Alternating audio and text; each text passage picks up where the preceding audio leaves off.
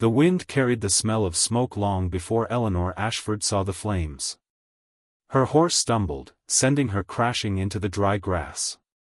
Pain shot through her ankle as terrified screams echoed across the valley. The royal escort assigned to protect the young Duchess had already scattered. Some fled into the trees. Others lay motionless beside the broken wagons. Eleanor struggled to breathe. She had been taught that the Comanche were ruthless warriors who spared no outsiders. Every frightening story whispered in the grand halls of England returned to her at once. A shadow appeared through the smoke. A tall rider guided a dark stallion across the burning trail with astonishing calm. His long black hair flowed behind him, and his sharp eyes searched the battlefield rather than celebrating it. He carried a bow across his back but kept it lowered. Eleanor reached for a small pistol hidden beneath her traveling cloak. Her trembling hands failed her. The pistol slipped into the dust. The rider stopped only a few feet away. Instead of raising a weapon, he dismounted and quietly kicked the pistol farther from her reach. For several silent seconds, neither of them moved. "I won't hurt you," he said in careful English. She stared at him in disbelief. "You expect me to believe that?" "No." His honest answer surprised her more than anything else. Behind them, another explosion echoed as one of the supply wagons caught fire.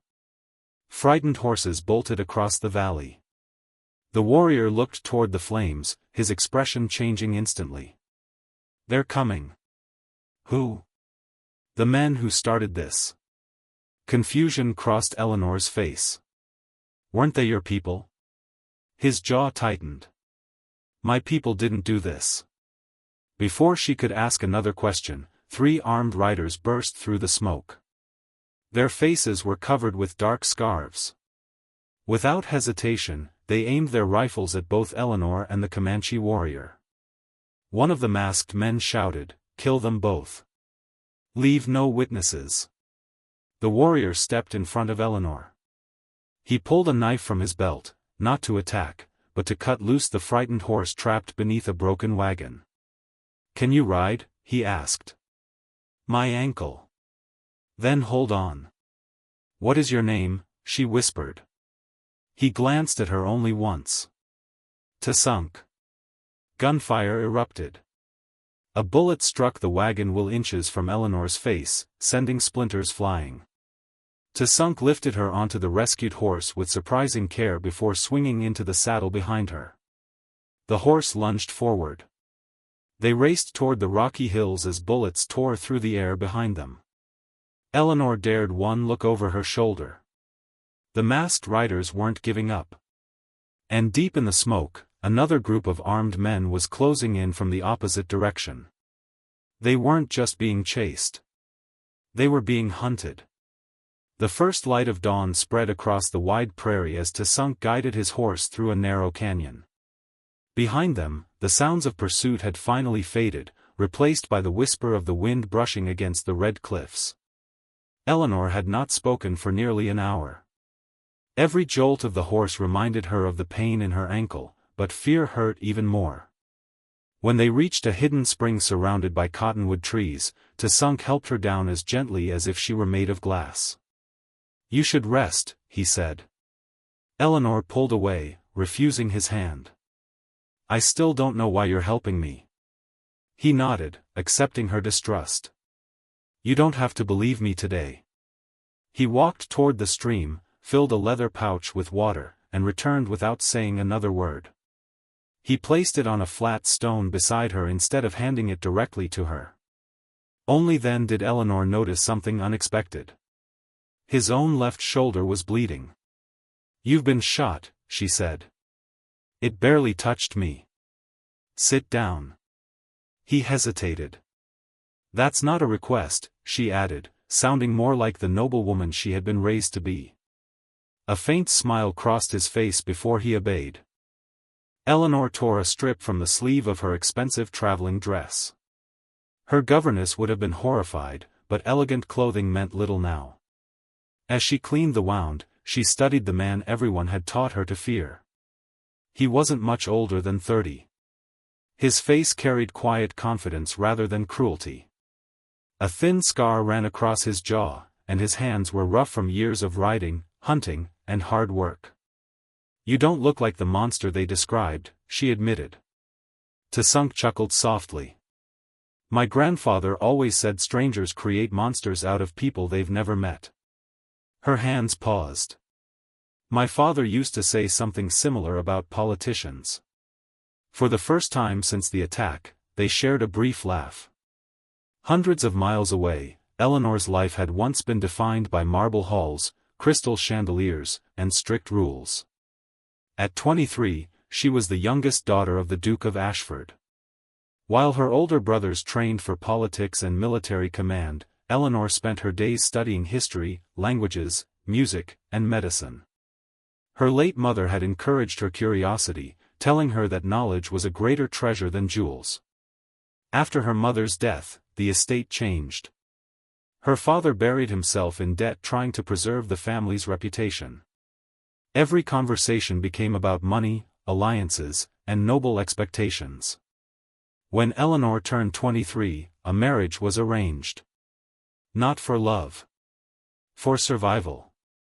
She was expected to marry Lord Edwin Harrow, a wealthy aristocrat nearly twice her age. He had land, influence, and enough gold to rescue the Ashford estate from financial ruin. Eleanor dreaded every letter announcing the wedding plans. She dreamed of something entirely different. She wanted to travel. She wanted to help people as her mother once had. She wanted a husband who respected her voice instead of treating her like another contract. Those dreams seemed impossible. Until the attack changed everything. As the afternoon sun climbed higher, Tsunk gathered medicinal plants growing near the stream. "You know herbs?" Eleanor asked. "My grandmother taught me." She smiled. "My mother taught me too." Together they prepared a simple poultice for his shoulder and another for her swollen ankle. The silence between them no longer felt hostile. It felt cautious. Hopeful. Yet neither of them noticed the fresh hoofprints at the edge of the canyon. Someone had discovered their trail. And whoever was following them knew exactly where they were headed. Fresh hoofprints cut through the damp earth beside the spring. Tsunk noticed them the moment he returned with firewood. He froze. Someone had been there within the last hour. He quietly dropped the bundle onto the ground and knelt beside the tracks. 3 horses. Heavy boots. The riders had circled the camp before turning north, as if they were searching for something, or someone. Eleanor watched him from beneath the shade of a cottonwood tree. "What is it?" "We're not alone." She immediately reached for the small hunting knife he had given her earlier. "They found us?" "I don't know yet." He studied the prints again, his expression growing darker. "These aren't Comanche tracks." "Then whose are they?" "Men who know how to hide." A chill ran through Eleanor despite the afternoon heat. They broke camp before sunset, traveling through narrow canyons where the cliffs swallowed the sound of the horses' hooves. For hours neither of them spoke. Finally, Eleanor broke the silence. "Why were you near the wagon train yesterday?" Tsunk kept his eyes on the trail. "I was following those masked riders." "You already knew about them?" "I knew someone was selling rifles to men who wanted war." She frowned. "War between whom?" "My people, and your people." The answer settled heavily between them. "If enough innocent settlers are killed," he continued, "soldiers will blame the Comanche. Then they will attack our villages. And if Comanche families fight back, the war becomes endless." Eleanor slowly understood. So the attack wasn't random. No. It was planned. He nodded. Someone profits from hatred. As darkness fell, they found shelter inside a shallow cave overlooking the valley. Tsunk built only a tiny fire. "Too much smoke will reveal us." Eleanor wrapped herself in a buffalo blanket while staring into the flames. My father always believed every conflict began because someone powerful wanted more. Your father sounds wise. He was. She hesitated. But he stopped listening after my mother died. For several moments neither spoke. Then Tsung quietly asked, "Did you want to marry the man your family chose?" Her eyes filled with sadness. "No. Could you refuse?" "In my world," she whispered, "a daughter doesn't always choose." Tsung poked the fire with a stick. "In mine, a marriage without respect brings shame to both families." She looked at him with surprise. "That's not what I was taught." "What were you taught?" "That your people stole women." He met her gaze calmly. "Some men from every nation commit terrible crimes." His voice remained steady. "But they do not speak for an entire people." Eleanor lowered her eyes. She realized how many stories she had accepted without ever questioning them. Later that night, a distant howl echoed across the hills. It wasn't a wolf. Tsung stood instantly. "What is it?" "Not an animal." He listened again. The call came a second time. Then a third. "They're signaling each other," he said. "Who?" "I don't know." He quickly stamped out the fire. The cave fell into darkness. Outside, faint lights began appearing across the valley. 1. Then 3. Then 6. Torches. They were moving slowly toward the cave from different directions. Eleanor's heartbeat quickened. "How many are there?" Tsung looked into the darkness, his hand resting on the handle of his knife. "Too many." Then, from somewhere beyond the torches, a familiar voice echoed through the canyon. "Bring me the Duchess alive." Eleanor's face turned pale. She recognized the voice. It belonged to Lord Edwin Harrow, the very man she had been forced to marry. But why would he be hunting her? Lord Edwin Harrow's voice echoed through the canyon like a death sentence. "Search every cave," he ordered. "She cannot have gone far." Eleanor's breathing became shallow. It can't be him," she whispered. Tsung studied her face in the darkness. "You know this man?" She nodded slowly. "He is the man my father promised me to." "Would he cross an ocean just to find you?" "I don't know." But deep inside, she feared she already knew the answer. Tsung led her through a narrow passage at the back of the cave, barely wide enough for a person to squeeze through. Thorny bushes concealed the exit, and moments later they were crawling onto a rocky ledge overlooking the canyon. Below them, nearly 20 armed men spread out with lanterns. At their center rode Lord Edwin. Even from a distance, Eleanor recognized his expensive coat and polished riding boots. Nothing about him suggested a man who had spent weeks crossing harsh country. He looked calm, confident, almost certain of victory. Tsung narrowed his eyes. "Those men aren't soldiers. They're mercenaries," Eleanor whispered. "My father hired men like them to guard the estate. Mercenaries fight for money. Then someone is paying them." The realization settled over both of them. This was never a rescue mission. It was a hunt. The pair waited silently until the search party moved deeper into the canyon. Only then did they slip away under the cover of darkness. By dawn they reached a small Comanche camp hidden among rolling hills. Children laughed as they chased each other between the lodges, while elders prepared food over morning fires. Eleanor stopped walking. This was nothing like the terrifying stories she had heard growing up. A young mother smiled while wrapping her baby in a soft blanket. An elderly man carved a wooden toy for 2 boys. Women gathered herbs and spoke quietly as the sun rose. It looked like any peaceful community. Several warriors approached, placing their hands on their weapons when they saw Eleanor. One stepped forward. "Tsung." His voice carried both respect and concern. "You've returned. I need to speak with Grey Eagle." The warrior's expression changed when he noticed Eleanor. The council won't welcome an English duchess. They don't have to welcome her, Tasunk replied. They only need to hear the truth. Grey Eagle, the aging chief, listened without interrupting as Tasunk described the attack on the wagon train and the masked riders.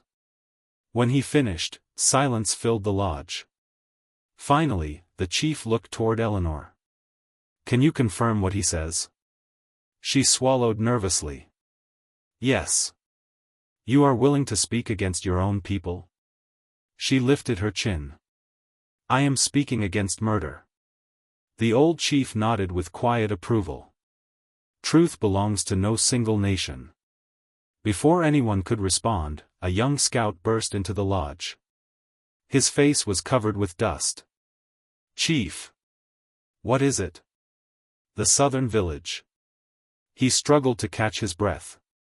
It's burning. The room fell silent. Who attacked? Grey Eagle demanded. The scout looked directly at Tasunk. They carried army rifles. Eleanor's heart sank. The same rifles she had seen in the hands of the masked riders. Someone had struck a Comanche village. Exactly as Tasunk had feared. Grey Eagle slowly rose to his feet. If the tribe believes soldiers attacked us, they'll prepare for war, Tasunk finished. And innocent families on both sides will die. Outside, a distant column of black smoke climbed into the morning sky. The conspiracy was no longer hidden. It had begun. And somewhere beyond the hills, Lord Edwin Harrow watched the smoke with a satisfied smile, believing his plan was unfolding exactly as intended. The smoke from the southern village darkened the horizon until it looked as though the sky itself had been wounded. No one in the camp spoke. The laughter of children disappeared. Mothers hurried to gather their families. Warriors tightened saddle straps and checked their bows in silence. Eleanor watched the peaceful village transform into one preparing for war. Grey Eagle turned toward the council. We ride at once. Before anyone could leave, Tasunk stepped forward. If we ride without knowing who truly attacked, we will give our enemies exactly what they want. An older warrior slammed his fist against a wooden post. Our people are dying. And more will die, Tasunk replied, if we attack the wrong enemy. The lodge erupted with angry voices. Some demanded revenge. Others urged caution. Grey Eagle raised one hand, and the room fell silent. What proof do you have? Tasunk looked at Eleanor. The Duchess saw the masked riders. Grey Eagle's eyes shifted to her. Can you recognize any of them? Eleanor hesitated. I never saw their faces. The chief lowered his head. Then words alone may not stop a war. That afternoon, Tasunk and Eleanor rode toward the burned village with a small group of scouts. The destruction was heartbreaking. Charred lodges still smoldered. Broken arrows lay scattered beside empty cooking pots. Families searched through the ashes for anything that had survived. A little girl sat alone, clutching a scorched doll made of cloth. Eleanor knelt beside her. Where is your mother? The child pointed toward a line of blankets covering the dead. Eleanor's chest tightened. She had seen suffering before, but never like this. She removed the silver cross her mother had given her years earlier and gently placed it in the little girl's hand. You keep this, she whispered. The child hugged it tightly without saying a word. Tasunk watched from a distance. In that moment, he no longer saw a frightened English noblewoman. He saw someone whose heart refused to turn away from pain. While the scouts searched the ruins, one of them shouted. Tasunk! Over here! Half buried beneath the ashes was a broken wooden crate. Its iron lock had been smashed open. Inside were several unused rifle cartridges. Eleanor picked one up. Stamped into the brass casing was a small crest. A crowned lion. Her face went pale. I've seen this before. Where? Tsunk asked. My father's estate. Everyone looked at her. The Ashford family doesn't manufacture weapons, she continued, turning the cartridge in her hand. But the company that supplies our hunting rifles uses this exact mark. Grey Eagle frowned. Could someone have stolen them? Perhaps. She stared at the crest. Or perhaps someone purchased them. That evening they followed wagon tracks leading away from the village. The trail ended near an abandoned trading post hidden among rocky hills. The building looked deserted. Windows were broken. The roof sagged with age. Yet fresh horse tracks surrounded it. Tsunk signaled everyone to stay low. He and Eleanor crept closer until voices drifted through a cracked wall. The chief will blame the soldiers. Another man laughed. And the soldiers will blame the Comanche. What about the Duchess? A familiar voice answered. She'll never reach civilization alive. Eleanor's blood froze. It was Lord Edwin. She carefully looked through a gap in the wall. Inside stood Edwin beside a large table covered with maps. But he wasn't alone. Across from him stood a man wearing the blue uniform of a United States Army colonel. The two men shook hands. Edwin smiled. Once the tribes and the army destroy each other, this entire territory will be ours. The colonel nodded. No witnesses. Eleanor's hands trembled. The attack on the wagon train. The burning village. The mercenaries. It had all been planned together. She slowly backed away from the wall. A loose board cracked beneath her boot. Silence filled the room inside. Then Edwin's voice rang out. Someone's outside. The door burst open. Dozens of armed men rushed into the darkness as Tsunk grabbed Eleanor's hand. Run! Behind them, Edwin shouted one final order. Alive if possible. He paused, his voice turning cold. Dead if necessary. Night swallowed the prairie as Tsunk and Eleanor sprinted through the rocky hills. Gunshots cracked behind them. Bullets shattered stones only feet away, sending sharp fragments into the air. Keep moving. Tsunk shouted. I'm trying. Her injured ankle protested with every step, but fear pushed her forward. Behind them, lanterns bounced through the darkness. Edwin's mercenaries were spreading out, cutting off every escape route. They're trying to surround us, Tsunk said. He scanned the hills and spotted a narrow ravine. This way. They slipped into the steep passage just as another volley of gunfire echoed overhead. The ravine led to a rushing river swollen by recent rains. The current churned violently against the rocks. Eleanor stared at the water. We can't cross that. We don't have another choice. Before they could decide, voices echoed from the entrance of the ravine. They're trapped. Lantern light flooded the canyon walls. Edwin himself rode to the front of the search party. There you are, he called with a confident smile. Eleanor stepped forward. Why? His smile never faded. You still don't understand. I trusted my father. And your father trusted me. His voice was calm, almost amused. The Ashford estate is drowning in debt. The land out here is worth more than every acre your family owns. Eleanor's heart sank. So this was never about marriage. It was always about power. He spread his arms toward the endless frontier. Once this territory falls into chaos, investors will buy it for almost nothing. Tsunk's jaw tightened. You started a war for money. Edwin laughed. History remembers the men who own the land, not the ones buried beneath it. Then he raised his pistol.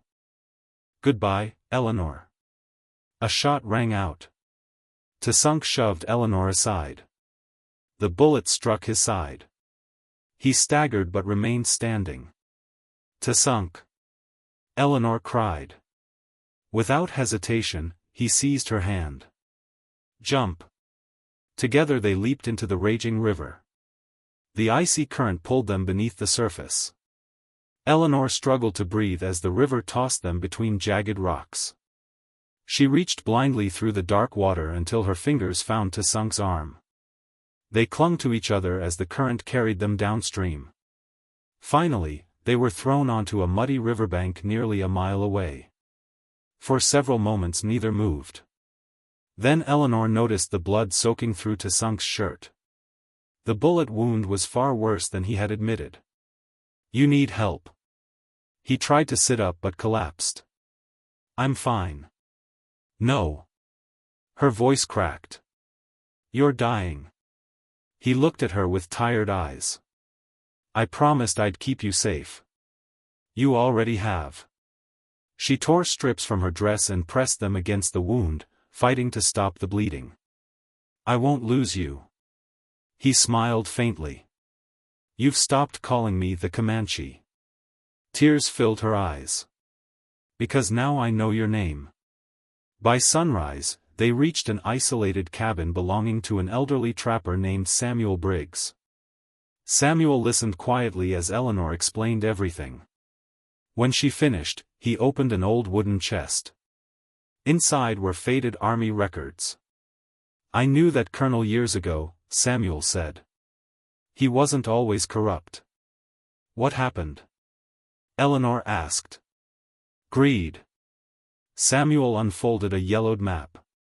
Red circles marked several forts and trading posts. At the center was one location. Fort Mason. Samuel tapped the map. "If Edwin and the colonel are working together, they'll meet here." Tsunk struggled to his feet despite his injury. "Then that's where we end this." Before anyone could respond, hoofbeats thundered outside.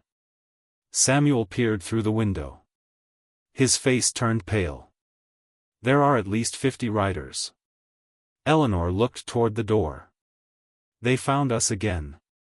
This time, there would be nowhere left to run. The pounding of hooves shook the little cabin before the riders came into view. Samuel quietly lowered the curtain. 50, maybe more. The room fell silent. Tsunk, pale from blood loss, reached for his rifle. Eleanor immediately placed a hand on his arm. "You can barely stand." "I can still fight." "If you fight like this," she whispered, "you'll die." He looked into her eyes and knew she was right. Samuel opened a trapdoor beneath an old rug. "My grandfather dug this during the border wars. It leads to a dry creek bed behind the cabin." "You'll come with us," Eleanor said. The old trapper smiled sadly. "No. They'll kill you. They're coming here for me anyway." Samuel picked up his weathered rifle. "I've lived a long life. You two still have one worth protecting." Before Eleanor could argue, he gently pushed them toward the tunnel. "Go." Moments later, the cabin door exploded inward. Edwin Harrow stepped inside, followed by Colonel Nathan Briggs and several mercenaries. The cabin was empty. Samuel sat calmly in a rocking chair beside the fireplace. Edwin's smile faded. "Where are they?" Samuel shrugged. "Too slow." The colonel searched the room. "They were here." Edwin grabbed Samuel by the collar. "Tell me where they went." The old man looked him directly in the eyes. "You've already lost." Edwin struck him across the face. "Search everything." As soldiers tore the cabin apart, Samuel quietly kicked a burning log beneath a barrel of lamp oil. No one noticed. Until flames raced across the wooden floor. "Fire!" someone shouted. The explosion shook the valley. The cabin disappeared in a tower of smoke and flames. Samuel's final act had bought Tsunk and Eleanor the time they needed. Hidden in the dry creek bed, Eleanor covered her mouth as the blast echoed behind them. She closed her eyes. He sacrificed himself. Tsunk bowed his head. "I will remember his name." They continued through the winding canyon until sunset. Finally, they reached a ridge overlooking Fort Mason. What they saw below stunned them. Dozens of wagons loaded with rifles and ammunition stood inside the fort. Mercenaries wore stolen army uniforms. Others dressed as Comanche warriors. Everything was prepared to stage more attacks and blame innocent people. It wasn't just one village, Eleanor whispered. They planned an entire war. Tasunk nodded grimly. If those wagons leave tomorrow, thousands could die. That night they quietly approached the fort. An unexpected voice stopped them. Tasunk. He turned instantly. Gray Eagle stepped from the shadows. Behind him stood nearly 100 Comanche warriors. At the same moment, another group emerged from the opposite hillside.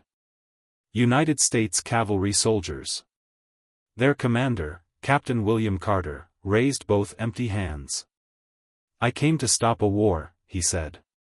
Gray Eagle studied him carefully. So did I. Eleanor stepped between them. She held out the rifle cartridge bearing the crowned lion crest and the map Samuel had protected with his life. This is the proof. Captain Carter examined the documents. His expression hardened. The colonel betrayed his own men. Gray Eagle looked toward the fort. Our enemy is inside. For the first time, Comanche warriors and American soldiers stood side by side instead of facing each other. But before they could move, Fort Mason's alarm bell began ringing. Someone had spotted them. Edwin appeared on the fort's walls, a rifle in one hand and a burning torch in the other. He laughed loudly enough for everyone below to hear. If I can't own this land. He raised the torch above a wagon packed with gunpowder. I'll burn it all.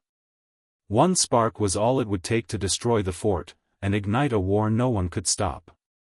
Edwin Harrow held the burning torch high above the wagon loaded with gunpowder. For one terrifying moment, the entire valley stood frozen. Below the fort walls, Comanche warriors and U.S. cavalry soldiers faced the same impossible choice. If they charged, Edwin could ignite the explosives. If they hesitated, he would escape and continue the war he had engineered. The silence lasted only seconds. Then Tasunk rode forward alone. Eleanor. Captain Carter shouted. Stop him. But she knew better. Tasunk wasn't riding toward revenge. He was riding to save everyone. Edwin laughed as the Comanche warrior approached. So the hero finally comes. You've already lost, Tasunk called. I still hold the fire. And the truth is stronger than fire. Edwin's smile faded. Behind Tasunk, Captain Carter ordered several soldiers to quietly surround the rear of the fort while Gray Eagle sent his fastest warriors along the eastern ridge. They moved like shadows, unseen by the mercenaries focused on the gate. Edwin noticed the movement too late. Now! Captain Carter shouted. The battle erupted. Mercenaries fired from the walls while soldiers and Comanche warriors climbed opposite sides of the fort together. For the first time, men who had expected to fight each other instead fought side by side. Eleanor rushed through the chaos toward the main gate. Inside the courtyard, frightened workers dropped their weapons and surrendered. Many had never known they were helping start a war. Near the powder wagon, Tasunk confronted Edwin.